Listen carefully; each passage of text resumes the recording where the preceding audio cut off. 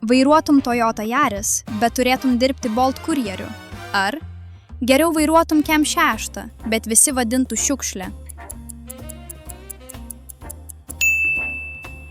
Keistum alyvą lauke prie -20 ar vežtum į servisą, bet jie juoktųsi iš tavo bolido.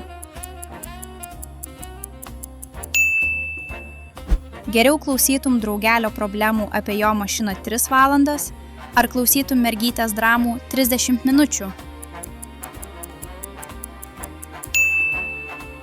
Šitas sunkus. Ką pasirinktum? Nusinti video draugeliui ir jis tau stato kebabą. Ar paspaudi like ir draugelis nebepalieka šiukšlių mašinoje?